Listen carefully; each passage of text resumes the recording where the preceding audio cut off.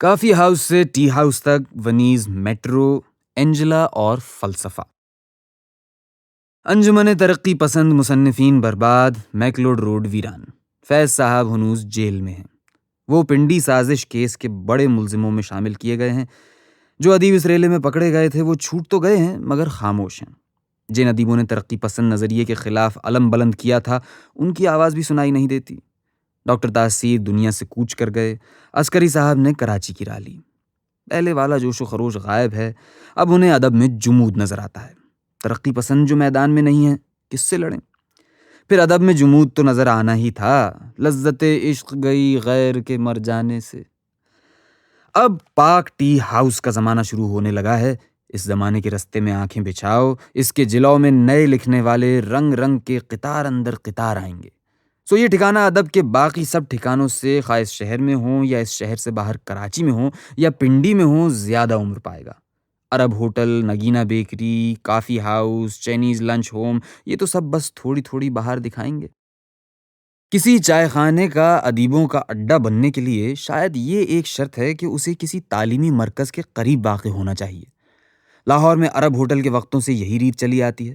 عرب hotel railway road پر عین اسلامیہ college کے سامنے واقع ہے۔ تقسیم سے پہلے تو یہی کوچہ سب سے بڑھ کر شہر کے مسلمانوں کی تعلیمی، تہذیبی اور سیاسی سرگرمیوں کا مرکز تھا۔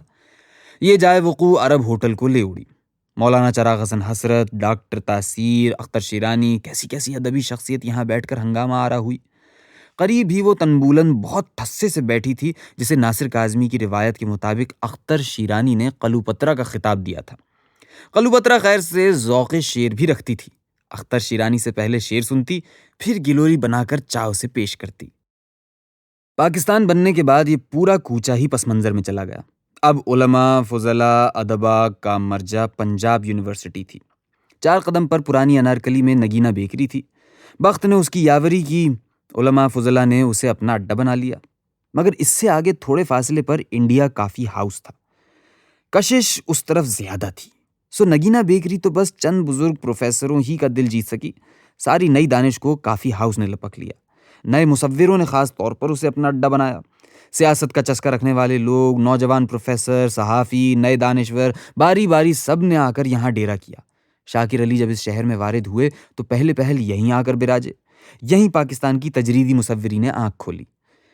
ریاض قادر، ان کے ساتھ ناصر کاظمی، جب وہاں جھانکو یہ دونوں موجود۔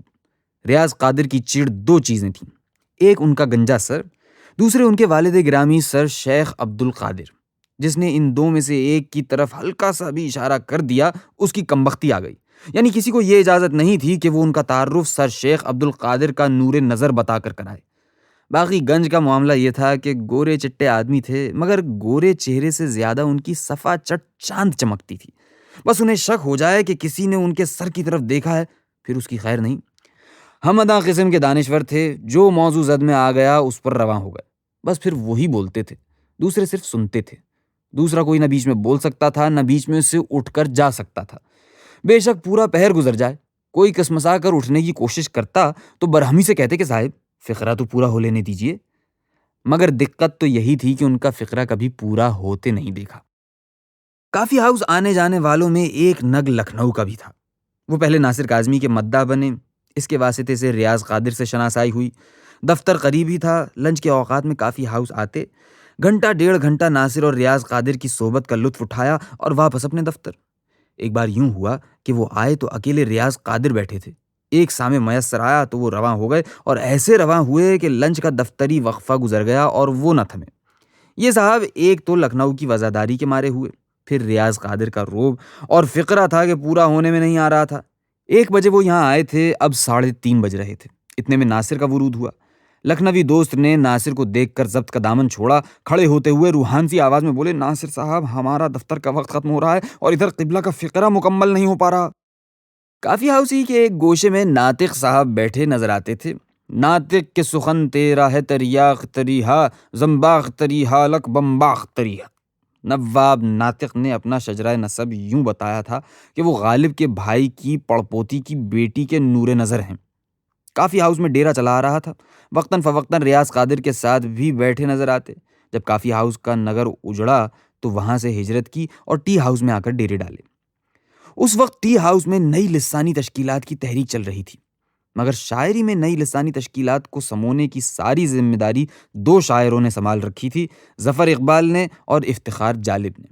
نواب ناطق کے آ جانے سے یار و اغیار نے حوصلہ کیا اور ان کی شاعری کو نئی لسانی تشکیلات کی نمائندہ شاعری کے طور پر سننا اور سنانا شروع کر دیا۔ نواب ناطق نے ایک روز ٹی ہاؤس کے باغیوں سے بڑھ کر ایک اعلان کیا، میز پر مکہ مار کر کہا کہ میں آئنسٹائن کو نہیں مانتا۔ کیوں نہیں مانتے؟ کوئی دلیل؟ بولے کہ نظریہ اضافیت پر میں نے بھی کہا ہے، عرض کرتا ہوں، آشنا ہم بھی بسیط کار انبائے فضا، مخل اندام خلل ہیں تخلیے سے خام کے۔ کتنی واضح بات ہے، آئنسٹائن بلا وجہ بات کو الجھا دیتا ہے۔ میں نے پوچھا، آپ اپنے بزرگ غالب کو تو مانتے ہیں نا؟ بولے کہ مانتا ہوں، کیا خوب شعر کہا ہے، مقدور ہو تو خاک سے پوچھوں کہ اولیم تو نے وہ گنج ہائے گرامایا کیا کیے۔ میں نے ڈرتے ڈرتے عرض کیا کہ بعض نسخوں میں اولیم لکھا ہے۔ بولے کہ غلط لکھا ہے، یہ اولیم ہے، یعنی اولین، یعنی پہلا سوال، یعنی بنیادی سوال یہ ہے کہ پھر غالب کے رنگ میں غالب سے بڑھ کر جو انہوں نے شعر کہا تھا وہ سنایا۔ گل گلے لالا گلزار چمن گلفام سے جاڑا گلابی تھا، گلے گلدستہ گلے گلزار تھا، رنگ گلابی رنگ گلشن کا۔ بس پھر چل پڑے، فضولیات زمانہ تیری طرح ہم بھی، جو آ سکے نہ خیالوں میں خام لاتے ہیں۔ وہ کہ شاعر ہوا ہے اور فنکار، اب وہ ناطق نواب کیا ہوگا۔ زاہد خشک میں کشاں سے ہے، تجھ کو میں نوش تر پکارتے ہیں۔ جو مل جائے شیطان مجھ کو کہیں بھی، کروں خوب اس کی میں ایسی کی تیسی۔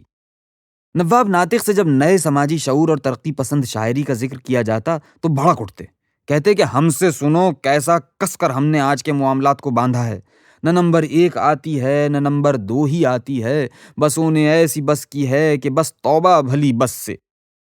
سنڈے کے روز منڈے یارب منائیں گے ہم، کام ہر بہانے ہیلے اپنا بنائیں گے ہم، چھٹی تو روز ہی چٹھا فقط ہے ایک دن، چھٹی تو روز ہی چٹھا فقط ہے ایک دن، کام چھٹی کے روز کر کے چٹھا بڑھائیں گے ہم، پرواہ نہیں ہے گر جیب ہو جائے ساری خالی، معشوق ناز نخرے سر پر اٹھائیں گے ہم۔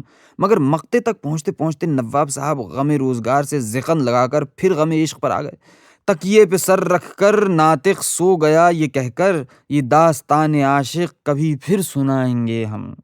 کسی نے پوچھا، فیض صاحب کے بارے میں کیا خیال ہے؟ کہا کہ شریف آدمی ہے، میرا بہت مداح ہے۔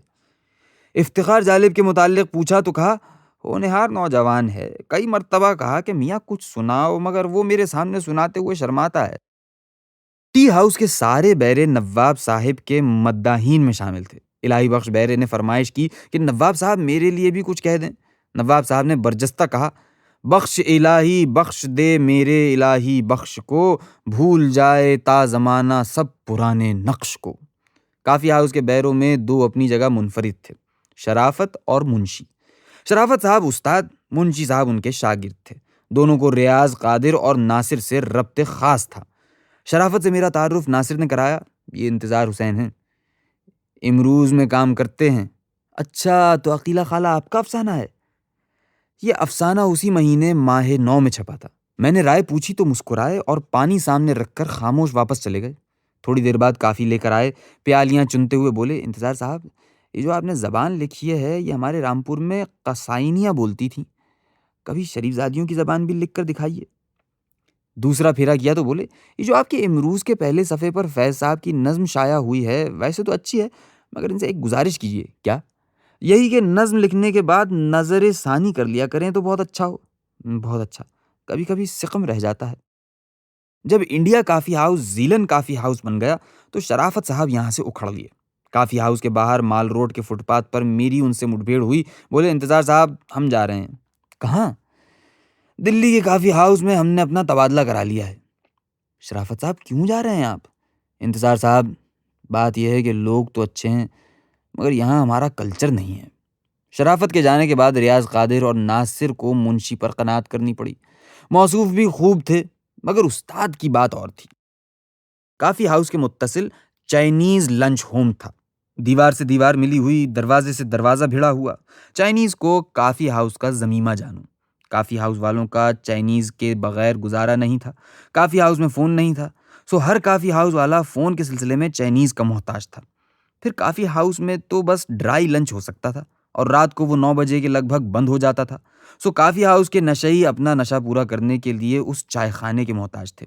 سو اگر چائنیز والوں سے پوچھا جاتا کہ آپ کے یہاں خاص بیٹھنے والے کون تھے تو وہ وہی نام گناتے جو کافی ہاؤس سے منسوب تھے۔ یہ 81 کا ذکر ہے۔ چائنیز کے ویران ہوتے نقشے کو دیکھ کر میرا ماتھا ٹھنکا کہ کہیں اس ہمارے پرانے ٹھکانے کا بھی چل چلاؤ تو نہیں ہے۔ سو میں نے سوچا کہ کیا مذائقہ ہے کہ عبد المجید صاحب سے، جو یہاں کے مالک اور مینیجر تھے، ذرا تبادلہ خیال کر لیا جائے۔ کیا خبر ہے کہ کب یہ بساط الٹ جائے۔ جب یہاں بیٹھنے والوں کا ذکر آیا تو انہوں نے سب سے پہلے عبداللہ بٹ اور شورش کاشمیری کو یاد کیا، اور یہ دونوں نام کافی ہاؤس کے ساتھ بھی لازم و ملزوم ہو گئے تھے۔ اور کون کون لوگ یہاں بیٹھتے تھے؟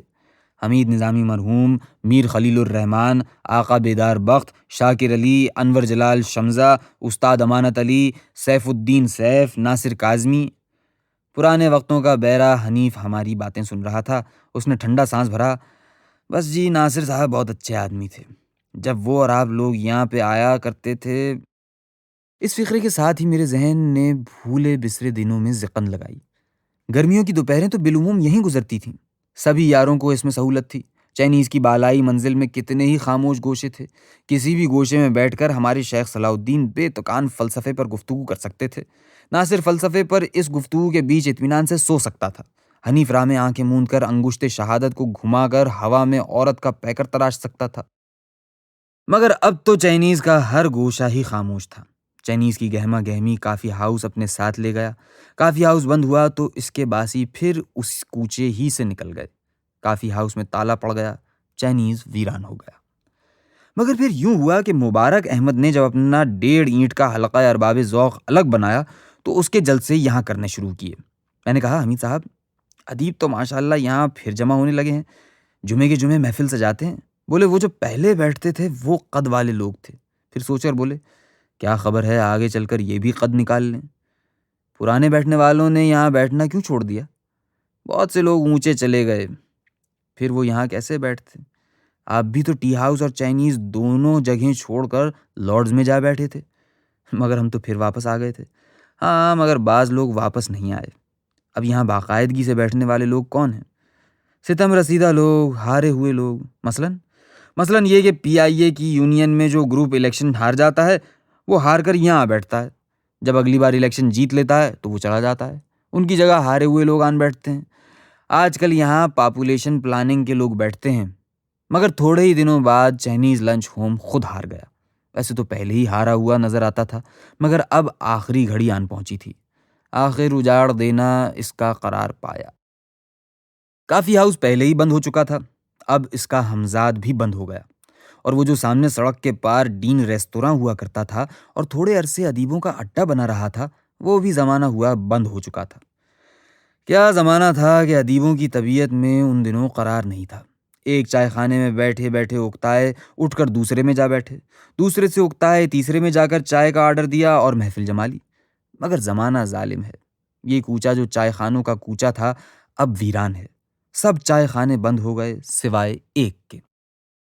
سو صاحبو، یہ پاک ٹی ہاؤس ہے، وائی ایم سی اے کی عمارت کا عقبی گوشہ، مال روڈ کے متصل نیلا گنبد کے دہانے پر ایک مختصر سا اجڑا چائے خانہ، شہر کے ادیبوں کا آخری اڈا۔ پاک ٹی ہاؤس آگے انڈیا ٹی ہاؤس تھا۔ پاکستان کے قیام کے بعد بھی اچھے خاصے دنوں تک انڈیا ٹی ہاؤس رہا۔ پھر ایک دن انڈیا ٹی ہاؤس کا بورڈ اتر گیا، پاک ٹی ہاؤس نیا نام رکھا گیا۔ نیا نام اسے راس آیا۔ پھر یہاں بیٹھنے والے ادیبوں کی نفری بڑھتی ہی چلی گئی۔ گورنمنٹ کالج اور پنجاب یونیورسٹی سے قرب اپنی جگہ، مگر زیادہ فیض اس نے حلقہ ارباب ذوق سے حاصل کیا۔ اتوار کے اتوار حلقے کا جلسہ وائی ایم سی اے کے بورڈ روم میں، اس کے بعد چندے کی چائے ٹی ہاؤس میں۔ قیوم نظر، شیر محمد اختر، انجم رومانی، شہرت بخاری، ریاض احمد، اعجاز حسین بٹالوی، ضیاء جالندھری، امجد الطاف، کیا کیا دانا حلقے کی محفل سے اٹھ کر آتا اور یہاں چائے کی میز پر آ کر پھر سے رواں ہو جاتا۔ ہاں، یہاں یوسف ظفر اور مختار صدیقی بھی تو دیکھے جاتے تھے، مگر انہیں تو پنڈی چلے جانا تھا۔ تو یہ ہوئے پاک ٹی ہاؤس کے پہلے آباد کار۔ اس کے بعد تو قافلے آتے ہی چلے گئے۔ خیر، پہلے تو زیادہ تر اتوار کی شام ہی کو یہاں ادیب حلقے کے بہانے نظر آتے تھے، مگر رفتہ رفتہ اس دن کی قید ختم ہوتی چلی گئی۔ اتوار کے سوا بھی یہاں ادیب وقت بے وقت دیکھے جانے لگے، اور جب ناصر کاظمی نے کافی ہاؤس میں ریاض قادر کی صحبت کو سلام کر کے یہاں بیٹھنا شروع کیا تو وقت اور دن کی سرے سے کوئی قید ہی نہ رہی۔ صبح کے وقت جھانکو تو ناصر کاظمی، دوپہر کو جاؤ تو ناصر کاظمی، شام کو، رات کو، جب بھی ٹی ہاؤس میں جس نے بھی جھانکا ناصر کاظمی کو موجود پایا۔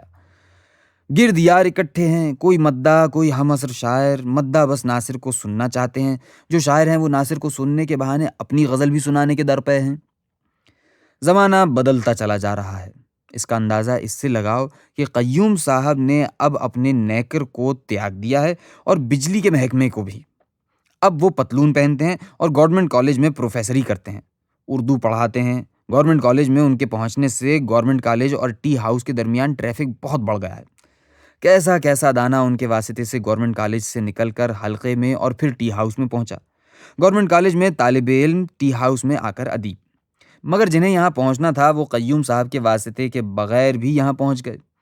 اس وقت گورنمنٹ کالج میں ادب کا چرچا بہت تھا۔ ویسے تو ان کی اپنی مجلس اقبال تھی اور اس کی کیا پر رونق محفلیں ہوتی تھیں، مگر اولو العزم طلباء کو یہ میدان اپنی تگاپو کے لیے چھوٹا نظر آتا تھا۔ وہ وہاں سے نکلتے اور ٹی ہاؤس کا رخ کرتے۔ مظفر علی سید ان دنوں گورنمنٹ کالج کے دانشور نمبر 1 کے طور پر جانا جاتا تھا۔ وہ کتابوں سے لدا پھندا ٹی ہاؤس میں داخل ہوا اور اپنے لشکریوں سمیت ناصر کاظمی کی میز پر آن براجا۔ اس کے لشکریوں میں اس وقت سب سے بڑھ کر غالب احمد اور شاہد حمید تھے۔ باقی حنیف رامے کو وہ ابھی گود میں کھلا رہا تھا۔ بعد میں اس نوجوان کو بھی ناصر کاظمی ہی کے حلقے میں شامل ہونا تھا، مگر مظفر کو اس وقت یہ کب خبر تھی کہ ناصر کے حلقے میں پہنچ کر حنیف کو ایک اور ہی مرشد میسر آ جائے گا، اور پھر وہ مظفر کے رشد و ہدایت سے بے نیاز ہو جائے گا۔ ہاں، ایک اور دانہ کسی اور سمت سے شاید مظفر ہی کے واسطے سے یا شہزاد احمد کے واسطے سے ٹی ہاؤس میں داخل ہوا۔ یہ احمد مشتاق تھا۔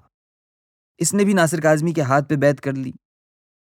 پھر انجمن ترقی پسند مصنفین کی عمارت بیٹھ جانے کے بعد جو ادیب گھر سے بے گھر ہوئے اور ان کے اپنے کوچے میکلوڈ روڈ کی زمین ان پر تنگ ہو گئی، تو ان میں سے کتنوں نے اس کوچے سے نکل کر ٹی ہاؤس میں پناہ لی۔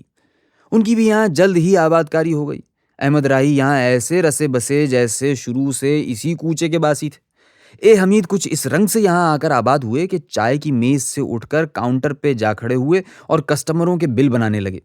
بات یہ تھی کہ اس زمانے میں ٹی ہاؤس کے جو مینیجر تھے علیم صاحب، وہ اپنے یہاں بیٹھنے والے کسی ادیب کو پریشان حال نہیں دیکھ سکتے تھے۔ پریشان حال آزاد منش آدمی کے ساتھ خصوصی رعایات برتی جاتی تھیں۔ اگر کوئی ادیب کاؤنٹر پہ کھڑا بل بناتا نظر آتا تو اس سے یار یہی مطلب نکالتے تھے کہ ٹی ہاؤس اس ادیب کی کچھ مدد کرنا چاہتا ہے۔ اس قسم کا فریضہ یہاں چند دنوں کے لیے انور جلال شمزہ نے بھی انجام دیا تھا۔ ٹی ہاؤس شروع ہی سے اس قسم کا چائے خانہ چلا آتا ہے جو ہر چند کے مال روڈ کے نکڑ پہ آباد ہے، مگر مال روڈ کے ریستورانوں والے تکلفات یہاں کبھی نہیں دیکھے گئے، اور ڈنر اور لنچ پہ نیپکن کا اہتمام یہ تو یہاں تصور ہی نہیں کیا جا سکتا۔ مگر اعجاز حسین بٹالوی لنچ کے اوقات میں ہائی کورٹ سے نکل کر یہاں پہنچتے، کھانے کا آرڈر دیتے، بابو بیرا پہلے ایک نیپکن لے کر حاضر ہوتا، پھر کھانا سرد کرتا۔ سوء اتفاق سے انہی اوقات میں احمد مشتاق اپنے چارٹرڈ بینک سے نکل کر یہاں آتا اور کھانا کھاتا۔ وہ کتنے دنوں تک اپنی میز سے یہ منظر دیکھتا رہا کہ بابو کھانا لگانے سے پہلے بڑے اہتمام سے ان کے لیے نیپکن لے کر آتا ہے۔ یہ منظر دیکھ کر اس کا خون کھولتا رہا۔ ایک دوپہر کو یہ ہوا کہ اس نے میز پہ بیٹھتے ہی بابو کو آواز دی، کھانے کا آرڈر دیا، کھانا آیا تو کہا نیپکن کہاں ہے، نیپکن لے کر آؤ۔ بابو حیرت سے احمد مشتاق کا منہ تکنے لگا۔ نیپکن؟ ہاں نیپکن، مشتاق نے آواز میں زور پیدا کر کے کہا۔ مشتاق صاحب جی، نیپکن تو نہیں ہے کیسے نہیں؟ جاؤ نیپکن لے کر آؤ۔ بابو حیران و پریشان کاؤنٹر پہ پہنچا اور سراج صاحب سے کہا، مشتاق صاحب جی نیپکن مانگ رہے ہیں۔ نیپکن مانگ رہے ہیں؟ اچھا۔ سراج صاحب آدمی ادا شناس تھے، اپنے یہاں بیٹھنے والے ادیبوں کے مزاجوں کو خوب سمجھتے تھے۔ فوراً ہی بات کی تہہ تک پہنچ گئے، اٹھ کر مشتاق کی میز پر گئے۔ مشتاق صاحب، آپ کو پتہ ہے کہ ٹی ہاؤس میں ہم نے نیپکن کا اہتمام کبھی نہیں کیا؟ پھر یہ اعجاز صاحب کے لیے خصوصی اہتمام کیوں ہے؟ وہ اعجاز صاحب کا اپنا انتظام ہے، ہمارا اس نیپکن سے کوئی تعلق نہیں ہے۔ مگر مشتاق اس جواب سے مطمئن نہیں ہوا۔ اس نے کھانے کا آرڈر منسوخ کیا اور بھوکا واپس بینک چلا گیا۔ پتہ نہیں بعد میں اس نیپکن کا کیا ہوا۔ اعجاز صاحب نے تو بھٹو صاحب کا مقدمہ ہاتھ میں لینے کے بعد ٹی ہاؤس آنا چھوڑ دیا تھا۔ ارے یہ تو میں بہت آگے کے زمانے میں نکل آیا، میں تو ابھی ٹی ہاؤس کے دور اول کو یاد کر رہا تھا۔ اس وقت ٹی ہاؤس میں 3 شاعروں کا دورہ تھا۔ ایک تو قیوم نظر تھے، ٹی ہاؤس میں داخل ہو کر پہلے کاؤنٹر پہ کھڑے ہوتے اور کسی نہ کسی بہانے قہقہہ لگاتے، ایسا قہقہہ کہ پورے ٹی ہاؤس کو پتہ چل جاتا کہ قیوم صاحب آ گئے ہیں۔ دوسرا شاعر ناصر تھا، اس کی امت میں اضافہ ہوتا چلا جا رہا تھا اور قیوم صاحب کی تشویش بڑھتی چلی جا رہی تھی۔ تیسرا شاعر باہر سائیکل سٹینڈ پر کھڑا تھا۔ میں ان دنوں سائیکل پہ آتا جاتا تھا اور سائیکل کوئی ہاؤس کے سٹینڈ پر رکھ کر ناصر کے ساتھ پیادہ پائی کے چکر میں ایسا بھولتا تھا کہ اکثر اوقات بالا ہی بالا گھر کی طرف ہو لیتا۔ یہ بے دل جالندری کا فرض تھا کہ وہ میری سائیکل کا خیال رکھے اور اگر میں رات کو وہیں چھوڑ دوں تو وہ اسے اندر سنبھال کر رکھے۔ بے دل جالندری منحنی سا نوجوان تھا، سانولی رنگت، پستہ قد، خاموش طبیعت۔ شعر کہتا تھا اور اکثر مجھے سناتا تھا اور داد پاتا تھا۔ اب میں روزنامہ آفاق سے منسلک ہو چکا تھا۔ ایک دن کالم میں نے ناصر کی غزل کا ذکر کیا۔ شام کو ٹی ہاؤس پہنچا تو دیکھا کہ بے دل جالندری کے تیور بگڑے ہوئے ہیں، سیدھے منہ بات نہیں کر رہا۔ میں نے مزاج پوچھا تو بگڑے لہجے میں بولا، انتظار صاحب، آپ کو پتا ہے کہ میں ناصر صاحب سے اچھی غزل کہتا ہوں، آپ نے اخبار میں میری غزل کا تو کبھی ذکر نہ کیا، ناصر صاحب کی ایسی کمزور غزل کی اتنی تعریف کر ڈالی۔ میں نے بے دل جالندری کی بہت للو چپو کی، لیکن دل سوا شیشے سے نازک، دل سے نازک خوئے دوست، بے دل کا دل ٹوٹ گیا تھا۔ اسے مجھ سے جو شکایت پیدا ہو گئی تھی وہ پھر کسی طور دور نہیں ہوئی۔ ویسے اور دوستوں کو بھی کچھ اسی قسم کی شکایت پیدا ہوئی تھی، خاص طور پر ناصر کے اس خاکے کے بعد جو انہی دنوں نقوش میں چھپا تھا، اور تب مجھے احساس ہوا کہ ٹی ہاؤس میں سب اچھا نہیں ہے۔ یوں گھل مل کر بیٹھتے ہیں، شعر سنتے ہیں، سناتے ہیں، داد دیتے ہیں، داد پاتے ہیں، مگر در پردہ رقابتیں بھی چل رہی ہیں۔ شعر سننے سنانے کی صورت یہ تھی کہ ادھر ناصر نے سگریٹ سلگانے کے بعد چائے کا گھونٹ لیا، ادھر کسی نے سوال داغا، ناصر صاحب کوئی تازہ غزل ہوئی؟ ان دنوں ناصر کی طبیعت مستقل رواں رہتی تھی۔ اطمینان سے گھر بیٹھیں تو قلم کاغذ سنبھالیں اور غزل قلم بند کریں۔ جب طور یہ ہو کہ ابھی کافی ہاؤس میں بیٹھے ہیں، وہاں سے اٹھے تو چائنیز میں، چائنیز سے نکلے تو ٹی ہاؤس میں، اس عالم میں یہی ہونا تھا کہ شعر وارد ہو رہے ہیں اور انہیں سگریٹ کی ڈبیا پھاڑ کر الٹی طرف لکھا جا رہا ہے۔ جیب میں ڈبیوں کے ٹکڑے اور پنی پر سے اتارے ہوئے کاغذ بھرے رہتے تھے۔ فرمائش پر یہ پرزے جیب سے نکلتے اور غزل سنائی جاتی۔ پھر اللہ دے اور بندہ لے، پتہ چلتا کہ اس عاجز کے سوا سب ہی شاعر ہیں۔ شعر سننا سنانا تو ہوا، مگر ان دنوں ایک اور مشغلہ زوروں پر تھا۔ کیسا فاضل اجل ٹی ہاؤس میں بیٹھا ہوا تھا۔ مظفر بغل میں اتنی کتابیں داب کے لاتا تھا کہ اس کا پاؤں بھاری رہنے لگا تھا۔ پھر شیخ صلاح الدین جو خود بہت بھاری تھے، کتابوں کے بوجھ نے انہیں مزید بھاری بنا دیا تھا۔ زبان میں تھوڑی لکنت تھی، لیکن فلسفے کے موضوعات پر کس روانی سے بولتے تھے۔ فلسفہ تو یوں سمجھو کہ ان کے گھر کی لونڈی تھی، اس لونڈی کو وہ ہماری مالکن بنانے کے درپے تھے۔ انہیں ہمارے حال پہ بہت افسوس ہوتا تھا کہ ہم ادب کے الجھیڑے میں اپنی عمر ضائع کر رہے ہیں، فلسفے سے بے بہرا ہیں۔ ویسے میں نے تو صاف صاف لفظوں میں اپنی جہالت کا اعتراف کر لیا تھا، شیخ صاحب فلسفے کا مضمون آپ کا ہے، میں فلسفے کے نام صفر ہوں، یہ مضمون میری سمجھ سے باہر ہے۔ کیسے باہر ہے؟ اور انہوں نے دوسرے ہی دن وائٹ ہیڈ کا ایک لیکچر میرے حوالے کیا، اسے پڑھو۔ اسے پڑھ کر میرا وہ حال ہوا جیسے کوئی دیہاتی شہر میں آ کر پہلی مرتبہ فلم دیکھے اور مبہوت رہ جائے۔ میں نے ایک سانس میں وائٹ ہیڈ کی کئی کتابیں پڑھ ڈالیں۔ شیخ صاحب میری پروگریس پہ بہت خوش تھے۔ ادھر ناصر نے احمد مشتاق کے ایک شعر میں تھیل کا فلسفہ دریافت کر کے یاروں کو حیران کر دیا۔ شیخ صاحب کو اس پر کوئی حیرانی نہیں ہوئی، مگر اسے وہ خالی اپنے درس کا کمال نہیں جانتے تھے۔ ناصر کے متعلق ان کا خیال تھا کہ گھنا آدمی ہے، بہت سا علم اپنے اندر چھپائے بیٹھا ہے، جیسے پرانے زمانے میں بڑے صوفیہ کا طریق تھا کہ اپنی ذات میں علم میں باطنی کا سمندر ہیں، مگر گلی کے نکڑ پر بیٹھے جوتیاں کاٹ رہے ہیں، یہ ظاہر کرنے کے لیے کہ وہ نرے موچی ہیں۔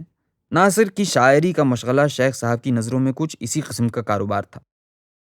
خیر جلدی ہی ہماری منڈلی میں ایک ایسا نوجوان آ گیا جس نے فلسفے کا بار امانت سارے کا سارا اپنے کندھوں پر اٹھا لیا۔ شیخ صاحب ایسے ہی کندھوں کی تلاش میں تھے۔ اب سے پہلے میں نے اس نوجوان کو اس رنگ سے دیکھا تھا کہ مال روڈ کے فٹ پاتھ پر ایک پیپل کے درخت کے تنے سے کمر ٹکائے کھڑا ہے، نظریں سامنے سڑک پر گزرتی سائیکل سوار لڑکیوں پر جمی ہیں، پھر خلا میں تکنے لگتی ہیں، پھر انگشتے شہادت بلند کر کے اس طرح گردش دیتا ہے جیسے ہوا کے کینوس پر نسوانی پیکر بنا رہا ہے۔ اس کا نام حنیف تھا۔ جلدی ہی اس نام کے ساتھ اس نے رامے کا لائقہ جوڑ لیا۔ حنیف رامے ویسے تو ایک نئے مصور کے طور پر ابھر کر سامنے آیا تھا، مگر ہماری منڈلی میں آ کر اسے جلدی ہی شیخ صاحب کی نگرانی میں فلسفے کی ذمہ داریاں بھی سنبھالنی پڑیں۔ یہ مظفر علی سید کے حقوق اور اختیارات پر ڈاکہ زنی کی واردات تھی۔ آخر مظفر کے ناخنوں میں بھی تو علم بھرا پڑا تھا۔ یہ علم بھی نئے سینوں اور نئے دماغوں میں منتقل ہونے کے لیے بےتاب تھا۔ یوں گورنمنٹ کالج کے ذہین نوجوان، وہ جنہیں مصوری، شاعری یا کسی بھی فن سے شغف تھا، مظفر کو اپنا مرشد مانتے تھے، مگر مرشد ہر مرید پر تکیہ نہیں کر سکتا تھا۔ ایسے تو گنے چنے تھے جو مرشد کی تربیت سے فیضیاب ہو کر بار امانت اٹھانے کے متحمل ہو سکتے تھے، مگر ان سالکوں کی نظریں اب کہیں اور تھیں۔ غالب احمد پہلے ہی شیخ صاحب کے ہاتھ پہ بیعت کر چکا تھا، اب حنیف رامے نے بھی مظفر سے منہ موڑا اور شیخ صاحب کو اپنا مرشد بنا لیا۔ رہ گیا احمد مشتاق۔ اس ابھرتے شاعر سے بھی مظفر نے بہت امیدیں وابستہ کی تھیں، اور شاید مشتاق جو اتنے سوز سے میرا بائی کے بھجن گا کر ہمارے رتجگوں میں اداسی کا رنگ بھر دیتا تھا، وہ مظفر ہی کی تربیت کا فیض تھا، کیونکہ اصل میں تو مظفر ہی نے ہم سب کو سچی شاعری کے درشن کرانے کے خیال سے میرا کے بھجنوں کا اردو رسم الخط میں ایک مسودہ تیار کیا تھا۔ حق یہ ہے کہ ہم سب ہی نے اس مسودے سے بھرپور استفادہ کیا۔ اسی کے زیر اثر ہمارے درمیان فلم جوگن نے مقبولیت حاصل کی، جسے ہم نے میٹنی شو میں جا کر بار بار دیکھا۔ ویسے مظفر نے غزلیں بھی لکھی ہیں، اب تک لکھ رہا ہے، لیکن مجھ سے پوچھو تو شاعر وہ ان بھجنوں اور دوہوں ہی میں نظر آتا ہے جو اس نے ان دنوں لکھے تھے۔ یہ بے قرار روح اس صنف میں تھوڑا اٹک جاتی تو آج ہمیں دوہے کے لیے خالی جمیل الدین عالی پہ قناعت نہ کرنی پڑتی۔ قرار مظفر کے یہاں ہمیشہ بس حصول علم کی حد تک رہا، آگے تو بے قراری ہی بے قراری ہے۔ یار عزیز منصوبہ بندی غضب کی کرتا تھا، قلم بعد میں اٹھاتا، پہلے ایک جامع منصوبہ بناتا، مگر قلم چلتے چلتے ذقن لگا کر کسی نئے منصوبے کی طرف چل پڑتا، اور یہ منصوبہ اپنی تکمیل کے لیے ترستا رہ جاتا۔ ہزاروں منصوبے ایسے کہ ہر منصوبے پہ دم نکلے، تکمیل کی شرمندگی کسی منصوبے کو آج تک نہیں اٹھانی پڑی۔ مظفر اپنے منصوبوں سے وفا نہیں کرتا، مظفر سے اس کے چیلے وفا نہیں کرتے۔ عشق کر کے بھی دیکھ لیے، مگر عشق بھی سارے تشنہ تکمیل ہی رہے۔ ہاں یہ ہے کہ 50% کی حد تک مراحل یقیناً طے ہو جاتے تھے، باقی رہا بقیہ 50% کا معاملہ، تو وہ مراحل اپنی تکمیل کے لیے فریق ثانی کی توجہ کے محتاج ہوتے تھے۔ سو سارے عشق 50% کی حد تک بھرپور، بقیہ 50% بے مہری یار کی دل خراش داستان۔ جبھی تو طبیعت میں وہ گداز پیدا ہوا کہ ہر اچھا شعر ان دنوں دل پہ تیر کی طرح جا کر لگتا تھا، اور مظفر تڑپ کر داد دیتا تھا، خصوصاً مشتاق کے شعروں پر، مگر مشتاق کی آنکھ بھی طوطے کی آنکھ نکلی۔ یہ نگ شیخ صاحب نہ جیت سکے تو کیا ہوا، اسے ناصر نے سنگوا لیا۔ ادھر بہرحال محرومی مقسوم ٹھہری تھی، ایک تو آدھی رات کا جادو، اوپر سے مشتاق کے شعروں کا سوز و گداز۔ مظفر نے داد کے جوش میں مشتاق کا ہاتھ تھام لیا، اور مشتاق نے محسوس کیا کہ اس کی ہتھیلی پر کوئی گرم شے گری ہے۔ یہ مظفر کا آنسو تھا۔ شعر پر اس سے بڑی داد کیا ہو سکتی تھی؟ مگر نہ لاوے تاب جو غم کی، وہ میرا رازداں کیوں ہو۔ مشتاق اس داد کی تاب نہ لا سکا۔ اگلے دن یہ آنسو دوستوں کے درمیان افسانہ بن چکا تھا۔ باقی یہ یاد نہیں کہ ناصر نے یہ شعر اس واقعے سے پہلے لکھا تھا یا بعد میں۔ واقعہ یہ ہے کہ بدنام ہوئے، بات اتنی تھی کہ آنسو نکلا۔ یہ ہمارے رت جگوں کا زمانہ تھا۔ میں ہوں، رات کا 1 بجا ہے، ٹی ہاؤس سے تو 11 بجے ہی اٹھ لیے تھے، اس کی بساط تو بس اتنی ہی تھی، حد سے حد 11:30 بجے۔ رت جگہ کرنا ہے تو کوئی اور ٹھکانہ ڈھونڈو۔ وہ اور ٹھکانہ ایک وقت میں میٹرو ہوٹل تھا۔ گرمیوں کے دن ہیں، کھلے آسمان کے نیچے میزیں سجی ہیں، درمیان میں فلور ہے، بال روم ڈانسنگ کا اہتمام ہے، رات بھیگ چلی ہے، رقص کرتے جوڑوں پر سپردگی کی کیفیت طاری ہے۔ شیخ صلاح الدین ان سے بے پرواہ وقت کے موضوع پر جاری ہیں، بتا رہے ہیں کہ وقت ہندو فلسفے میں دائرہ ہے، اسلامی تصور میں زینہ پیچاں ہے۔ زینہ پیچاں یہ کیا چیز ہوتی ہے؟ اسپائرل، شیخ صاحب سمجھاتے ہیں، اردو میں اس کے لیے کوئی لفظ نہیں ہے، میں نے اس کا ترجمہ زینہ پیچاں کیا ہے۔ لو ادھر ہم رقص جوڑے رخصت ہو گئے، موسیقی گت بدل گئی، روشنی کا رنگ بھی کچھ سے کچھ ہو گیا، اب ہم اندھیرے میں ہیں، یعنی سب ہی ارد گرد بیٹھے لوگ، بس فلور پر روشنی کا ایک تھالا سا بنا نظر آ رہا ہے۔ اینجلا اپنے مختصر لباس میں چھم چھم کرتی نمودار ہوتی ہے۔ اچھا آج تو کیبرے کا دن تھا۔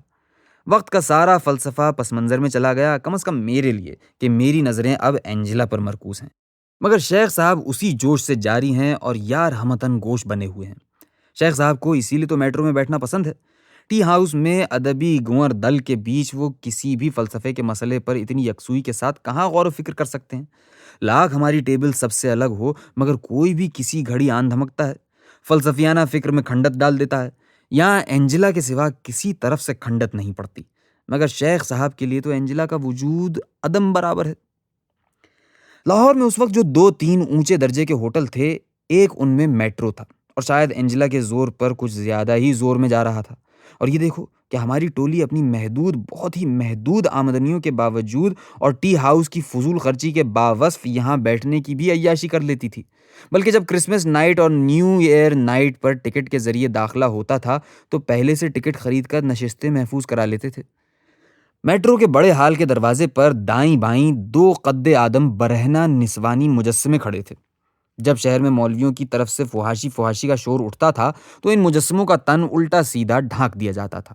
جب شور تھم جاتا پھر وہ تن ننگے ہو جاتے، پھر جب کبھی شور مچتا پھر اسی رنگ سے تن پوشی ہو جاتی۔ بال روم ڈانسنگ 7 دن، کیبرے کے لیے ایک تو اتوار کی رات مخصوص تھی، کوئی ایک رات ہفتے کے بیچ۔ 2 راتیں دھوم سے منائی جاتی تھیں، کرسمس کی رات اور نئے سال کی رات۔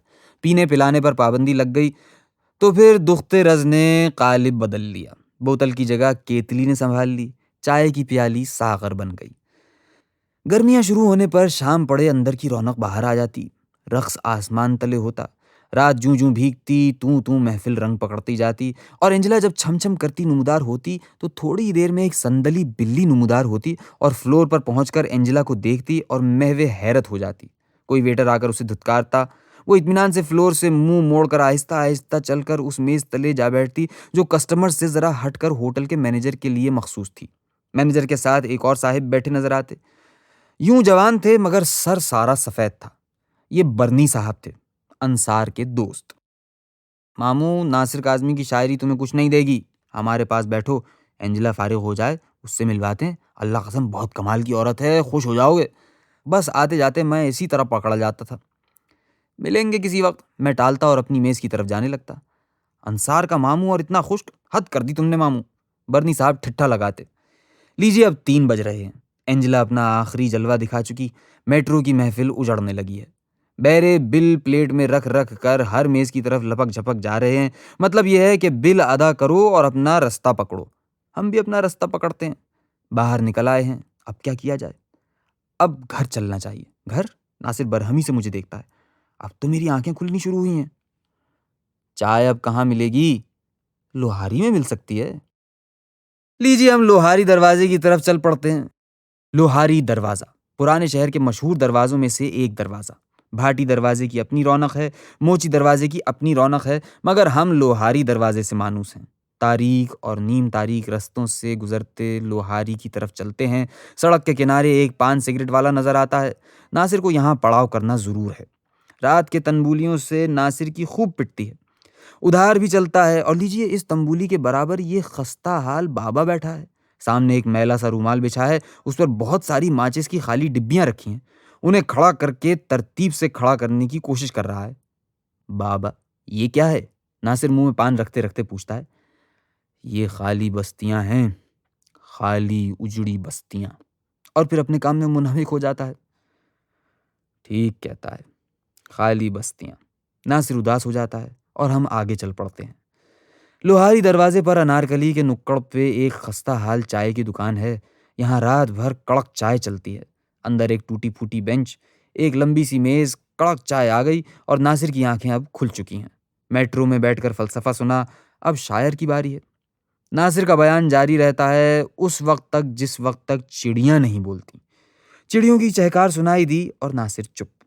اب اس کی آنکھوں میں نیند اترنی شروع ہوتی ہے۔ لو صاحبو، صبح ہونے لگی ہے، ہمارا رت جگہ ختم۔ گھر چل کر جتنی گھڑی آرام کر سکتے ہیں کر لیں، دوپہر ہوتے ہوتے شاید پھر ٹی ہاؤس میں ملیں۔